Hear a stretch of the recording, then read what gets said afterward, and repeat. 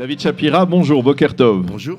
Merci d'être avec nous ce matin, d'être venu dans ce studio de Studio Kalita pour parler avec nous on va parler de deux sujets essentiels. On va parler de Jérusalem d'abord, parce que c'est vraiment l'actualité brûlante. Il y a une tension au cours des dernières semaines entre la municipalité de Jérusalem, le maire de Jérusalem, Nir Barkat, et puis, on va dire, les autorités chrétiennes dans la ville. Pourquoi ? Eh bien, parce que le maire a décidé d'imposer la Arnona, la taxe municipale, sur, on va dire, les domaines, les lieux saints, mais non pas seulement les lieux saints, mais l'ensemble des propriétés terriennes des autorités chrétiennes, ici dans Jérusalem, en excluant les lieux saints spécifiquement, c'est-à-dire que les églises ne sont pas imposées par cette taxe municipale, mais par contre, oui, effectivement, autour, il y a des complexes, il y a des hôtels, il y a des centres et des salles de conférences et de réunions et de fêtes qui sont exemptés de taxes municipales. Et on dit à la mairie que, eh bien, s'il n'est pas logique que, par exemple, certains hôtels soient imposés, doivent payer cette taxe municipale qui est assez importante, et d'autres, dans l'espace, dans le domaine de juridiction des autorités chrétiennes, eh bien, n'aient pas besoin de le payer. Ça pourrait faire gagner à la mairie quelques 600 millions de shekels, on parle de ça. Alors d'abord, et tout cela a entraîné, on va dire, la fermeture du Saint-Sépulcre au cours des derniers jours.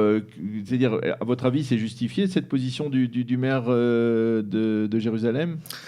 Alors écoutez, d'après la loi, sûrement, mais il y a un proverbe en hébreu qui dit il ne faut pas seulement avoir raison, il faut être aussi intelligent. Tout d'abord, nous sommes à 10 mois des élections municipales à Jérusalem, donc Nir Barkat commence peut-être sa campagne électorale, il ne faut pas l'oublier. Oui. Deuxièmement, c'est une loi effectivement qui existe, mais qui n'a jamais été appliquée.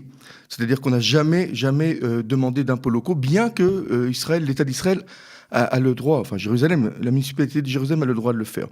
Le problème, c'est qu'il n'y a pas eu de négociation. Il n'y a pas de négociation entre les autorités de l'Église.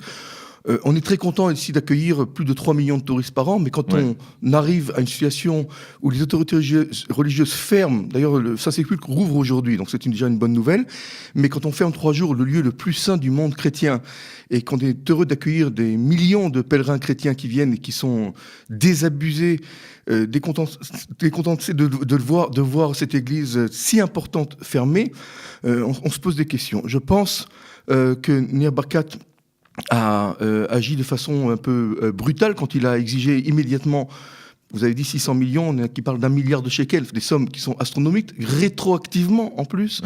Donc c'est un peu, je dirais, dans la façon de faire, encore une fois sur le fond, il a sans doute raison. Sur la forme, il est un peu brutal, je dirais même à la limite de l'agressivité. Et je dois vous dire que hier j'étais au Saint-Sépulcre, fermé. Alors je dois rappeler, comme je l'ai dit tout à l'heure dans les titres, que vous êtes historien et que vous êtes aujourd'hui guide du ministère israélien du tourisme, et que vous rencontrez donc des visiteurs. Absolument. Qui soient juifs ou non juifs. J'ai rencontré le gardien, celui qui a fermé le Saint-Sépulcre. Il y a un gardien, vous savez, 2 familles arabes ont les clés du Saint-Sépulcre et ouvrent et ferment tous les jours le Saint-Sépulcre, et qui m'a dit que si ça continuait comme cela, mais heureusement, encore une fois, la situation changeait, toutes les églises fermeraient.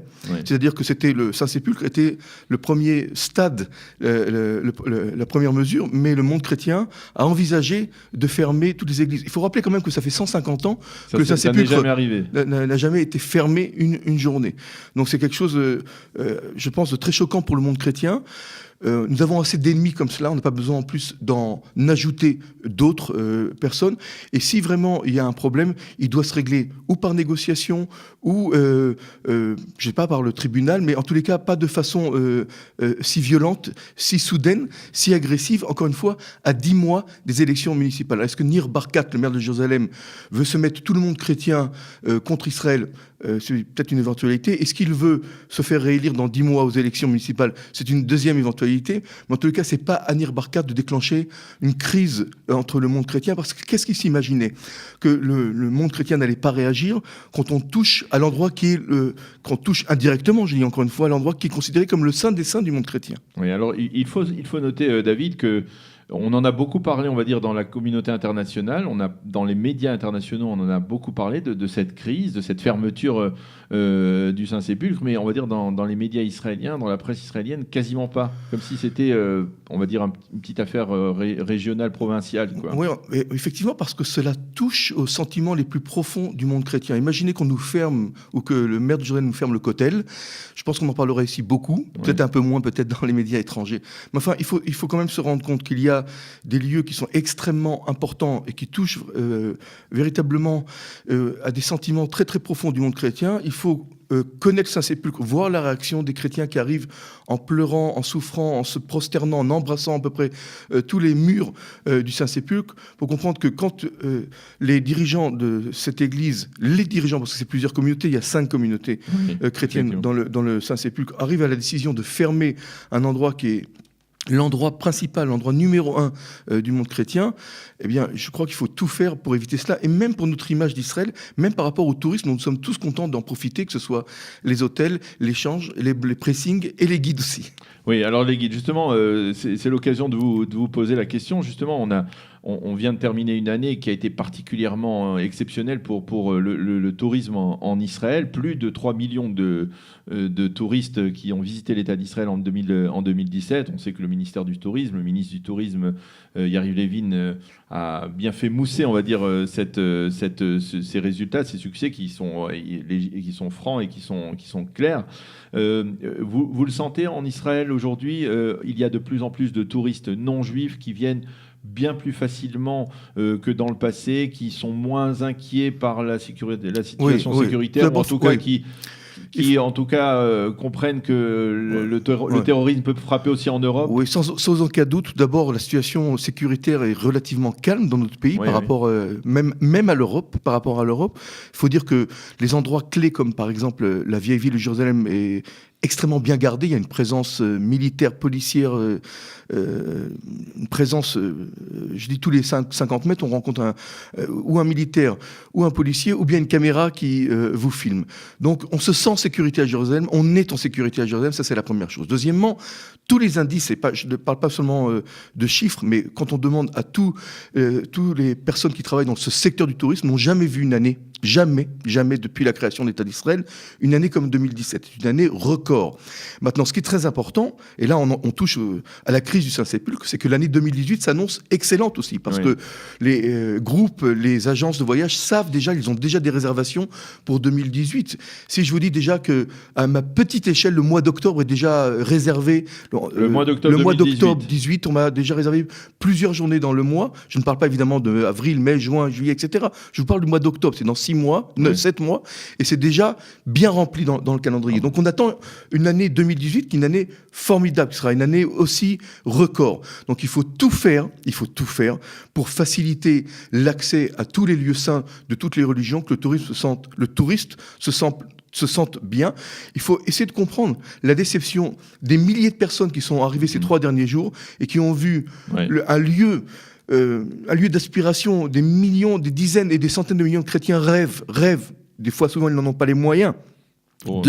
D'accéder, de rentrer au Saint-Sépulcre et de voir là où Jésus a été. C'est probablement la raison pour laquelle finalement le maire a décidé de créer avec le Premier ministre une commission pour essayer de régler ça. C'était tellement prévisible. Voilà. Les commissions, c'est toujours une solution israélienne. Oui, mais c'était tellement prévisible dans la façon d'exiger, de demander et de menacer qu'on en arriverait à ce genre de crise qu'on aurait sûrement pu l'éviter.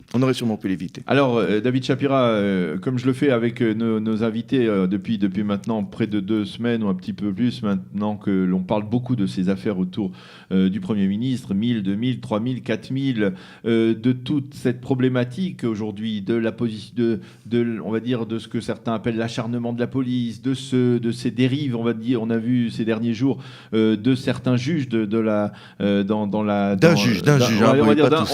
juge, mais certains parlent d'une forme de norme problématique aussi dans les relations entre juges et enquêteurs, etc.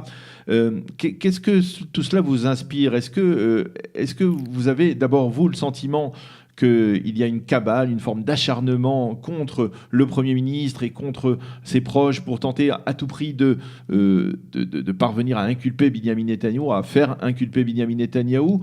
Est-ce que vous avez le sentiment que la justice israélienne a des choses à corriger, parce que là, je lisais un sondage, et on va le dire dans la revue de la presse, 59% des Israéliens ont perdu leur confiance envers la justice israélienne. C'est tout à fait important et impressionnant. Comment vous réagissez ? Ben écoutez, j'essaie de voir, puisque je suis historien, une perspective historique. Alors, on se souvient de l'exemple d'Ehud Olmert, qui était un bon Premier ministre, relativement bon. Les Israéliens, en tous les cas, en étaient satisfaits. C'est pas du tout populaire. Hein, jusqu'à ce que les affaires le reprennent. Ces affaires, d'ailleurs, qui le rattrapent, des affaires qu'il avait commises quand il était d'ailleurs maire de Jérusalem, puisqu'on parle de Jérusalem. Et on a souvent évoqué la possibilité de faire passer à la Knesset, au Parlement israélien, ce qu'on appelle la loi française. Vous vous rappelez cette loi sur l'immunité, un genre d'immunité d'enquête, comme en France, lorsque une personne est nommée président, elle n'est pas attaquable ou enquêtable, il faut attendre qu'elle termine son mandat. Et moi, je pense que c'est une très bonne idée. Il faut absolument faire passer cette loi, parce que souvent, d'abord, ce genre d'affaires font référence à un lointain passé, de quelques années, et je pense qu'il faut laisser régner un Premier ministre de façon sereine. Et il faut laisser se concentrer sur sa tâche de Premier ministre, parce que je pense que Netanyahou. Mais par contre, il faut aller jusqu'au bout. Et là, je vais être très clair, si on va sur cette loi française, il faut aussi limiter le nombre de mandats comme il y a en France, à 2 mandats, comme en Amérique. Oui, ça, je crois que c'est un des problèmes, c'est peut-être l'une des explications de tout ce qui se passe actuellement. Absolument. Quand on élit une personne, il a été élu donc démocratiquement, laissons-le régner, laissons-le diriger le pays, gouverner, 2 mandats, parce que je pense que 2 mandats, c'est pas mal, 8 ou 10 ans, comme en Amérique ou comme en France, de quinquennat. Et puis après, laissons-le affronter ses affaires, mais lorsqu'il sera déjà un simple citoyen et pas Premier ministre. Voilà ce que toute cette histoire m'inspire. Eh bien, merci beaucoup, David Shapira, d'être venu dans notre studio pour parler à la fois de Jérusalem, de votre métier de guide ici dans la capitale. Qui est passionnant. Il faut l'avouer. Et de votre appréciation sur cette réalité un peu complexe en Israël au cours des dernières semaines. Merci d'avoir été avec nous et on vous accueille avec plaisir quand vous le souhaitez. Merci. Voilà, il est 8h25 quasiment sur Studio Kalita. Nous allons marquer une pause et c'est Eliana Gurfinkel qui va nous présenter sa chronique Un jour, notre histoire.